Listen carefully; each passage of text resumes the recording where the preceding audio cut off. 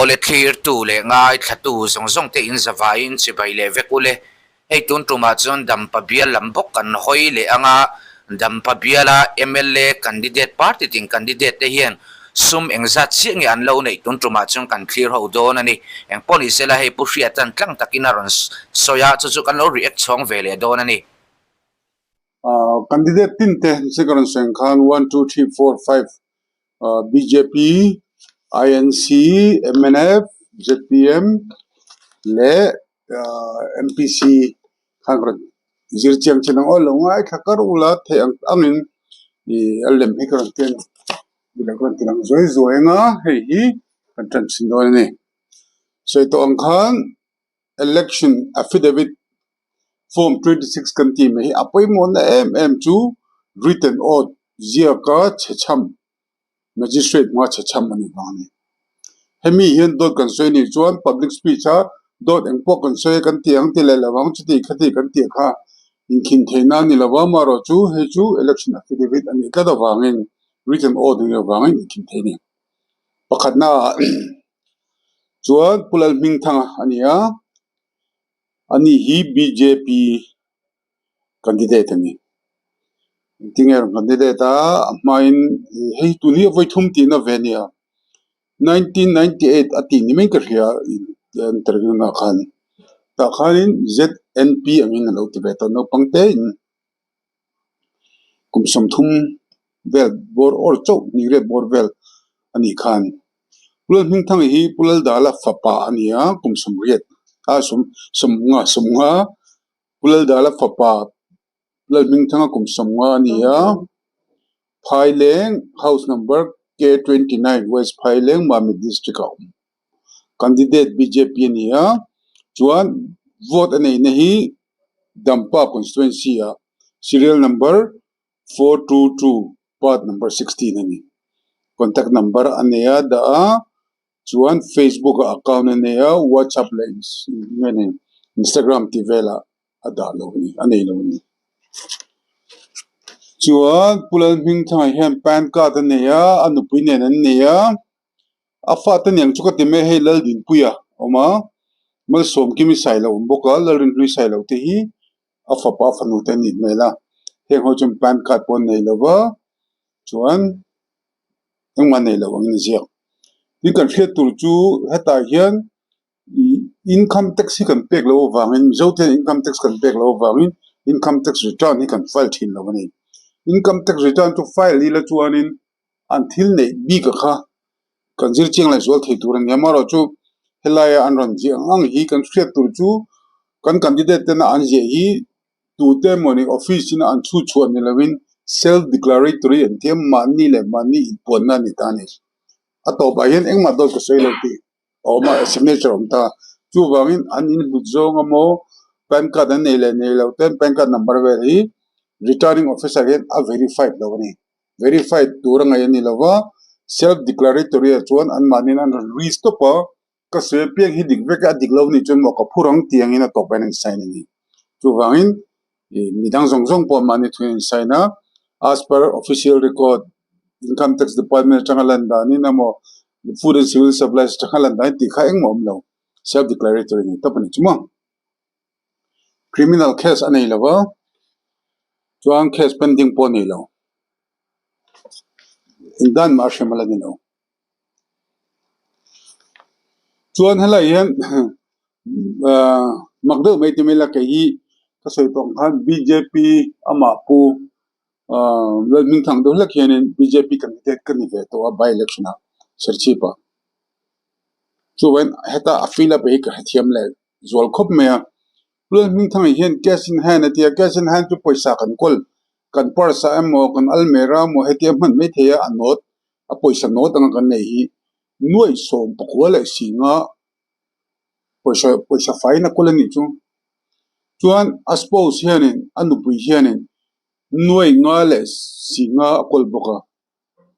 an panhen kol hi nuai som pi panga vel ni na langa hei hi alandana ka hrethiam dan chuan paisa hi nuai som pakwa nuai som anu pa nuai som pi panga hi anite anda chuni karing bik chelawa ni almera mukhemon dan ni karinga hei hi he ta an account dang han en hian khwe tanga mani an chung te emo party fana tangin emo engamo tangin noi som ni panga bor vel hi an dong an nei der ti nani account na ne tanga lak chu ani lo ti a hriat ani mo chu vain pulan ming tanga ten cash noi som pakwa ama noi som pakwa singa le an noi nga singa an kol ve deu chapa hi perin darin national party ten ni boka BJP party lambang trin initially nun pen kring ke po kha tira noi som min pe a noi nga min pe le a noi som min pe tik ba ham min pe chau be thawa khatami kha heta hi cash in hand ti hemi a feel up hi hemi a feel up ni vela azian ti ka kan company chu chuan pulal ming thanga te nu pa hian Mizoram Rural Bank West Phailenga account ni ve pulal ming thanga account na hian noi khat sing khat sanga zaruk somruk pani awma anu puichon singthum sang sari sari somni ani veravani thingkang West Phailen khwa vela chuan middle class income mo family ni chuan Maruti Suzuki Ecovan ani ve a chu noi nga manin aziak chuan tuna karon se ho kha movable property ni a man chua thei man me thei an ne ya pulal ming thanga hian noi som ni le panga singruk sanga zerok somuk pani 25 lakh 65,662 ane vereva anu puyen noi nga singre sang sari ane ya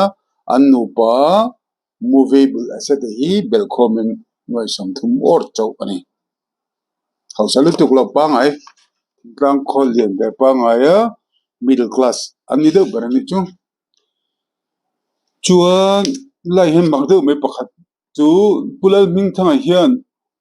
agriculture lo nei lawa lo ram nei lawa nan agriculture po nei lawa commercial building po nei lawa high school venga in na nei ve a chu mi in zong chu noi som panga velin tuna high school venga a in om na khu amun le ti vel kha lu zong noi som panga vel angai ni chu wangin pulat min thanga hian ram mane lawa tuna in lo la chok khun ne ya huan le nge ni agriculture vel anei lo ni in lo la chok ne chuan loan ala ve a helai hi interesting de me ma pulat min thanga hian loan ala ve ni MRB a khan account an nen nu pain chuan MRB West Phailenga tang khan noi ruk ala ni noi ruk loan chumi chu enga tange la kan agricultural loan te le ni agriculture loan ala a ma se agriculture ni loan nei na tur bel mo agriculture theater noi ruk ala ma se lo chu nei chong si lo ni lo nei lo wa ama ni lo nei lo wa agriculture loan chu ala a amai ro chu a thei lo thum khemani lo hei hi mi rama hemi alon lak mang hianin khoma bani don ni me khomni turin ram nei lo ma sela achung te bula mo then te bula khoma bani ve dona malak na nei ve dona chu wa in noi rukha alave tinani chu no noi ruk alba ve alave agriculture loan tina je khera hei ni kan point out lai ta chu agriculture loan ani chuan agriculture vel han tina tu ram khani le si lo ni chui du sela chuan hi apui vak lo ve thei tho sarkar na tokangin om ziak lova chuan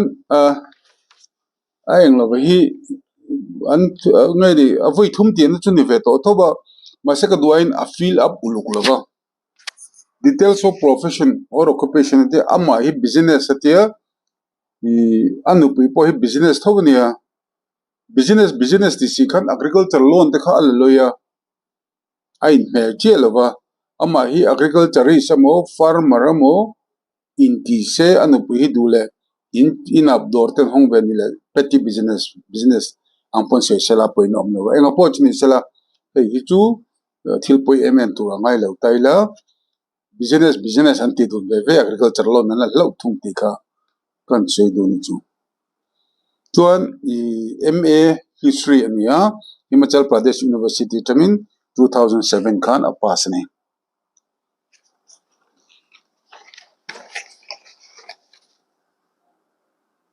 kasai to kha movie bul aseta khan he ta bank position ite cash position ite kha 25 lakh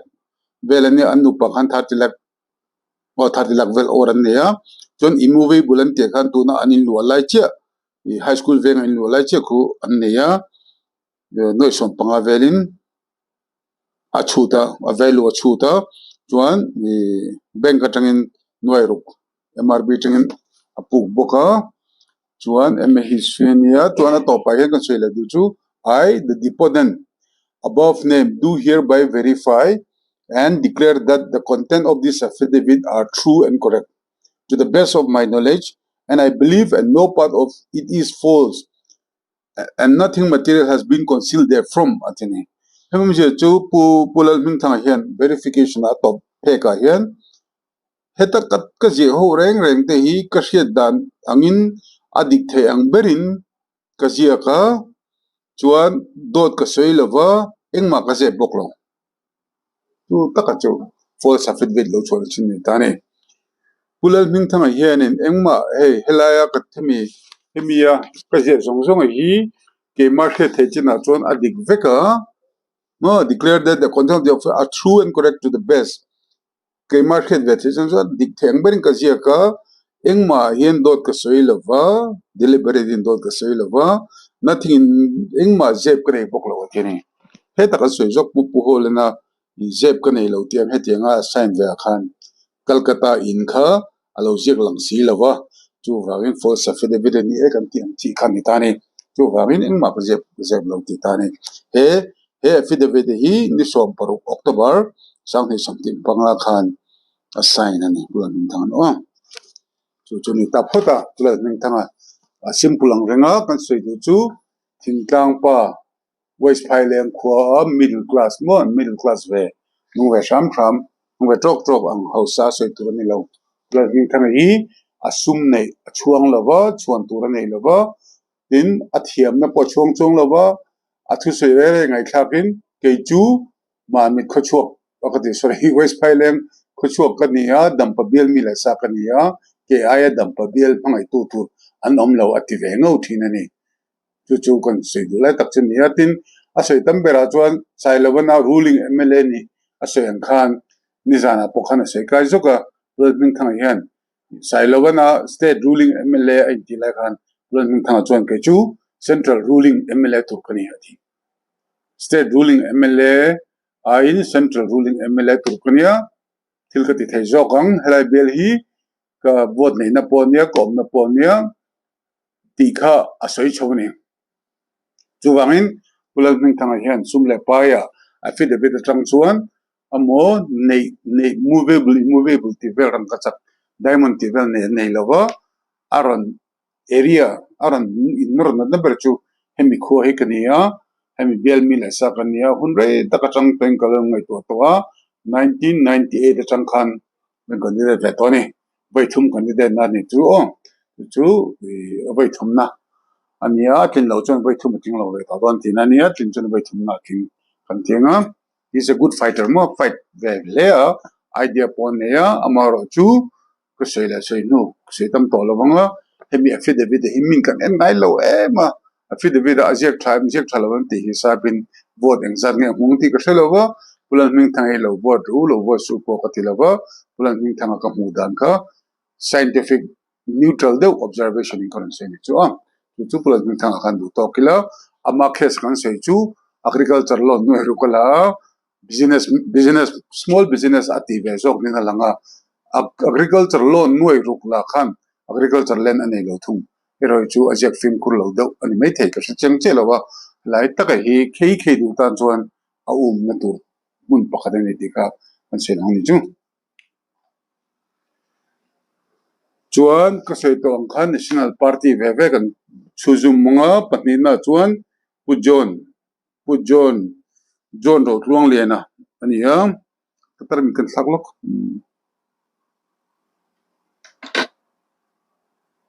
cái phải dọc đây lắm cái reading glass về a full of zone này glass pa ngain fuzo pu jon ro tlung le na ani ya apa Israel sang khu ma le ni pu pulan ming thanga kum songa pu jon ro tlung le ni hi kri na lo lo palawa kum sam ru pasari chau alani ya dor pui veng house numbers Z28 ani ya azol khosani Indian National Congress jon phone number pe WhatsApp number po ape Twitter ti vela Facebook ti vela ai mangbak lo ani na chuan pu jon lo tlung le nan pan card an ya anu pin nei boka afat ho gen pen card an nei veka ka the tu chu pu jon lo tlung len te sum dong chung kon nia chu wang pen card ne na chang nei ve shim chen chang shien ni na lang heta je dan hian en criminal case ma nei lova kota case pending om lova shemna ala tok lo kan the tu chu ta kan se ga lok du chu criminal case amo criminal lo pon ta sela kumni zel tang tura an convict chuan mo atinan ex khakan ex MP mo MLA mo kha kumni tang tura an lo convict chuan kumruk chung contest thelo entinan pujo ne hi lo convict ta sela sang ni le som ni le pathum khan mo sang ni khan chuan kumruk alaral lo chuan contest thelo chu shetur chu wangin criminal ngani convicted criminal him hi contest thelo ani lova kumni ai tam jail tan na tu kumni ai tama convict ani chuan annu kumruk chung khan contest thelo tin chuni pujon an engma case ani lo hei ein sedan ni chu case lo nei palani pon jong chok thaya nei lo ein tia nei lo ang hian kan nge ngai ani em nei lo ti hi returning officer to nan en si se dangai lo an mo phur po ni lo ato ba khan pu hinga seng che khan adikani ti ka zia ka puma chti khati ti veka lo diglo palani pona mana tor me do na ni dependent pathumane ane fate fel tak la khathiam sum dong te ba se solo jo fu ba khathe chu Australia la ma omning ka ni se che la kan komen chu ma fet na bang conviction nei la ba chuan tin han ka se jok to pulan hning thang at nu pa kha chu paisa kha a cash khan an nga ni an nga thuti nan ani me ya chu nga thu kha thil swal ani chuang lo wa noi sa polo ni selan declare chuan to ko ni me ya noi za kha lo in hum be ve pon san nu pa khan paisa ke sen nga lo tok chu wain an contest hello ti dan om lo maro chu heta account na engma ne mang si lo wa voinia noi som ni panga anu pa nei kha party paisa ni karinga ke chon asol na pom chong lawa tu ponan lo petheya an chung te mo house le pakhat pona khungai thla mai ve thumna ne ve to 25 lakh top event chau poti sela thek thau ni dikha so dan chu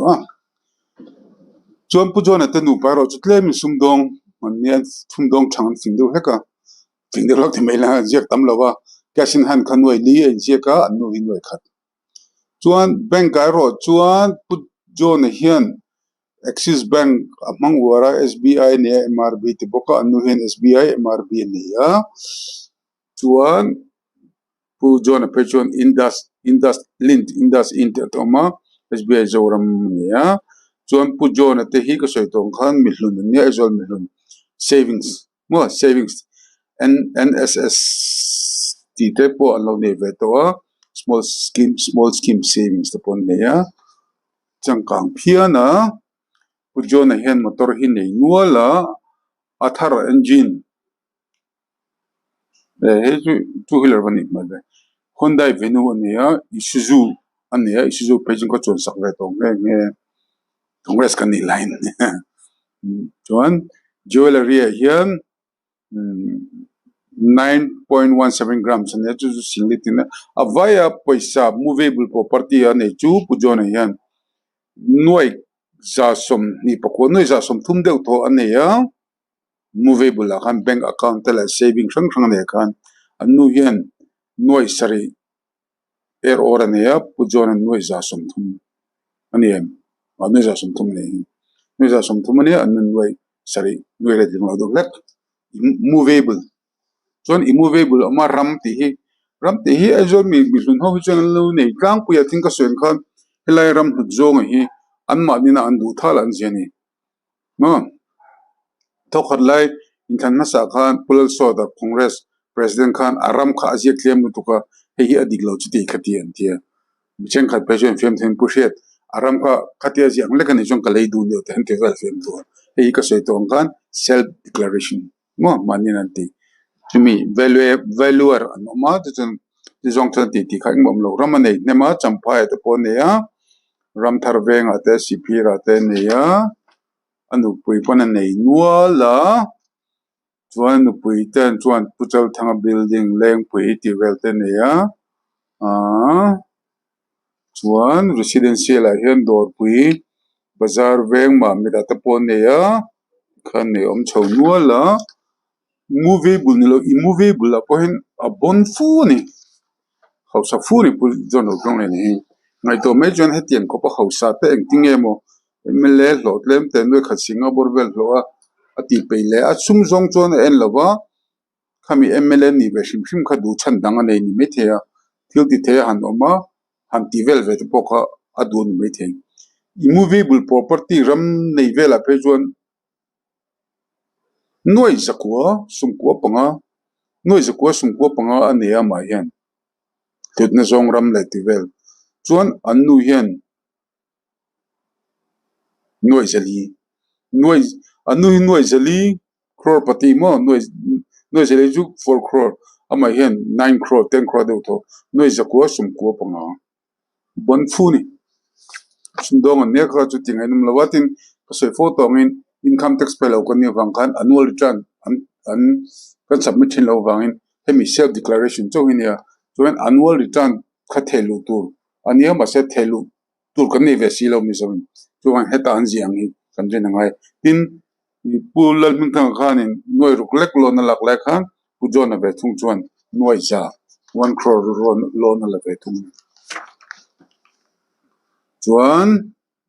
pu jo na hian Sarkar na te thokin bungalow number MBST1 Shivaji Tila lo lo to khata khan diu seng ma lo patane lo chuan pujo na hi tian da ve top many inge sum hu na pujo na hi ama chu politician ania politician chen MLA pension ala chuan anu pu hi business tinia pujo na chen MLA pension ba house rent claim zong ala chuan anu pu business ani house rent ala pok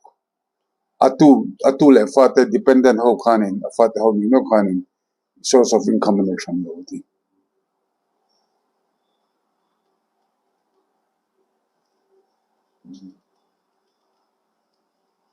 illo man la thafuni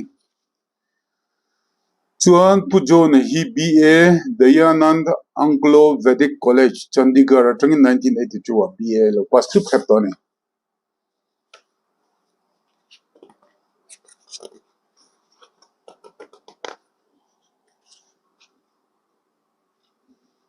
verification akhan heta learning thang ka sen khan ingma zep ka nei lawa heta ka thil sen mo ka phura ti na ngani lo dik lo palani chuan lo certificate ani mai income sei du ni chuan ta hian kan sei du chu pujo na hian tan kan loka pujo na hian ama mimal hian movable anti benga thil bel kha noi za som thum ania anu pui noi sari le point ro chuan immovable kha noi zakwa sumpo panga neya anu pui chuan noi zali something ma chu wangin pujo na ringot hian ina ap sumle pai ne kha noi sang khat za som ni panga nia afa te point noi ro nei ve ne na wan nei ve an featuring in noi zalon na la bapni chu mi la photo so pujo na thong thong chuan puthang te ve thung hi ni po hausa sadun khop mea puthang te hi Dr. Arlal thang liana ania apa chu deng chunga late ania puthang te pujo na kha 67 ania putang te 69 putang te upaber rukwa ania sai lo no pong berdon mel chuan vai vakon address pe a putang te hen Aizawl West 2 a voter ania putang te chu Facebook te pon ne Twitter te pon ne Instagram te pon ne chang ka mai savvy IT savvy ve funi chuan anu pui in pan card ne a fat ho no pon ne ka soi tong khan I Aizawl a thang lam chang ka be de middle upper middle class ho chuan pan card hi mamo lem lo ma san ni be shim to document ta na poi mo thina wang te in case nei lo case nei lo conviction nei lo pending case nei lo tin helai hen puthang te hen magdo me chu na thial kho pon me lawa na thiala hen account pathum to pani MRB na thiala ne ya SBI na thiala ne SBI na thiala ne account pathum na thiala maintain mamida maintain bok hei karin danin cholai na thial bela avadin vethin khan ding thing ngai bai ni ngai bai khat ka chelawa avadin khan account me cheng sang khadin hon thelam tin a hong ve an me the hemi account pakhada phei chuan SBI Nathil branch account number 42367450050202 a hian cheng nuai nga sing seri sangala elani Nathil khan contest letter tumne dong ngai kashlowa bank account hong nualani anu po hi kseng kham sumdong ania anu hian alan danin koinonia ante khami tui siam na lew koinonia hotel de pon nei to ta khan awma anu hian SBI vibe ko ni dor chara akam po pali to pania exis a hian patni nei boka anu no MRB nia web ko na nei le boka chuan investment pon ti SBI mutual fund te pon ti ve anu pain thei chu hausa an paisa kha engtin mane an hangtang kai ve invest ve quality ni motor Nissan ania an Nissan heng zan nge je 12 lakhs 12 lakh Nissan mane kom chi tingotila Mahindra oma Mahindra 28 lakhs ati thum chuan anu pui pa Mahindra Bolero ne ya ti vel tenia pu thang te hian nuai somkwa pakwa movie bulania nu pui hian anga zoka nuai za somthum pakhat afat open house alam khop mai nuai som ni neite nuai somli panga nuai som pasal ni holani agriculture land pon nei nuala ngal chom leng pui ngal chom ti vela tani hei chu an industry da na khani mela lai chuanin soiboi tu bok omlon fat pon nei lu neu ti leng pui le leng pui an ro te oma leng pui lam pangka an ngai tu vereng do ni ti ka se do ni chu chuan lokin tuna hian kan se du lai tak chu puthang tel kha ho se em tani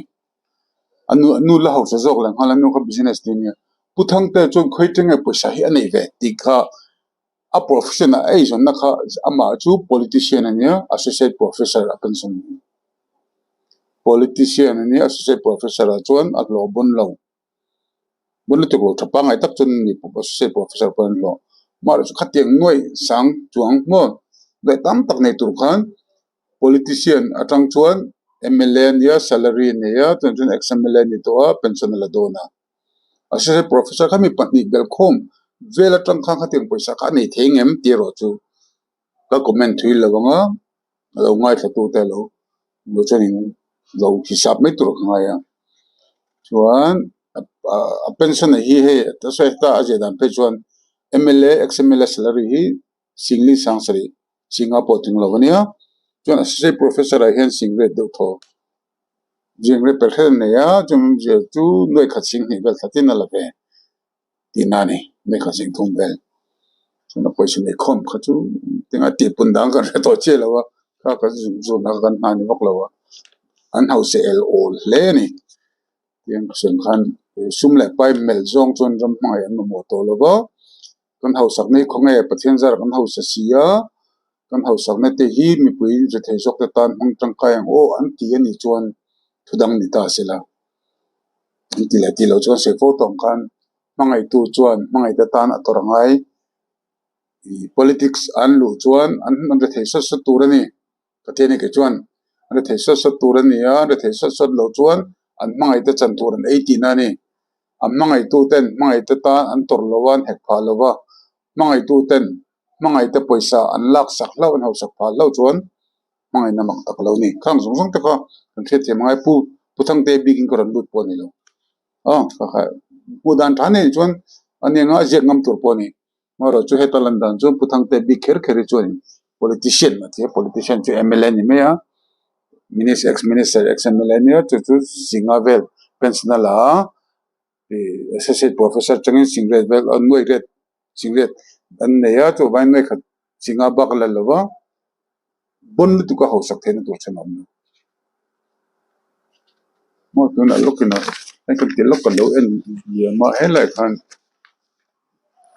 tu tham te ina khuan kalakal lawa kallu lo puyen tingang me ya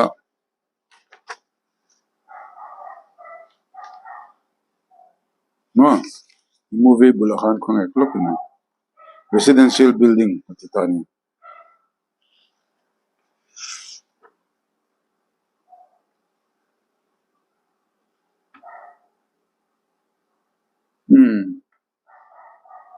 puthang te hian building pahnih ani a 1 le 2 kanana le zotlanga heng pahnih bel hi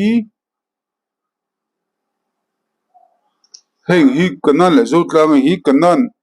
kanan mi hi singai na le ya chuan zotlanga mi singli na le ni chu 1987 86 akhan chuan tuna a in pahnih belkhom chu in pahnih belkhom chu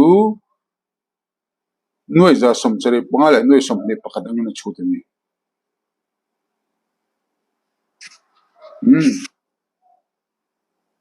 ka thiam je lo noi za som chare panga tuna kan in second flat lo te hi noi som nga som bo chu ni be mana ni po noi za som chare panga in le noi som ne pakadina nei te ni chu je dan chuan ko chu ro pui de mai then soi dan jang po ni sela ko sei tum jok ta chu kan election affidavit kan chu kan candidate te a first time maran ne mo kum som thum lo ni to mo wenga we lo MLA lo minister ten an serious em mi pui te min la serious em ti tak me win mi pui te mi shwai tu mem raman mang em ti kha election affidavit tang hian a khiat ta ni chu wangin heti nga anti duwa hian mi pui ngai dang lo siam ba ta min mo hausa an hausa khim kha poi lo ba dikta kam hring hian hausa ke chon an zawma mar chon hausa na tur kha politician le professor atan khan hausa ko ngai nom lo ke duai na la hausa de hlek ke chon ka thia mara chu investigating agency kan ni lawa ha ka chu ni ve ni me an pu chu sum dong te ko na ni sum don na tang khan hausa boka ngai ko ni chon an ti water bottle an zor ti ko fia fruit juice te po zor me thia hotel te pon ne ya lu dio tu pon thia ka chu research kan be lawa kan comment wi lawa chu ni le phota sela tuna sai lawa tianga sai lo hi kum somli por pani ya no pang berani no pang berani chuan sai lo hi dor pu ya aizola oma sai lo hian vote ne na chu dampa lan boka mo pat wana zaruk sumthum pathu parukna ni ya wanal sai lo hian ni Instagram WhatsApp develop ne ya chuan dependent one anu puing ro lokino anu pui hi Cindy bilarin felinia itin kan cher choi hi mi malin lo fot chini lo public domain anda to chuan mi pui ten voter ten kan vote du chini am nu pui hi am minga wa changtang bela Cindy bilarin feli nu pui wang pon vote teng lo ti bete di chuan hei hi election commission ina phochok tura ti ho kolom tenia su website ma kan download ta kan lo sei kan anu pui kha bati wang ba kan tum lo anh bùi khắc ta chế lâu in cái xe tay hen tên này phải chọn bùi mel thay em vô tăng tập quan tiếp phát chú vẫn sai lâu hen fan này thop quan chế lâu mà sai dependent bằng đi ban lâu thà zua là lẽ Gabriel Wilson chuate ajek ve thung thil sual ti anei lawa conviction anei lawa case ka laimek pu anei lo anei sai lo hin chuan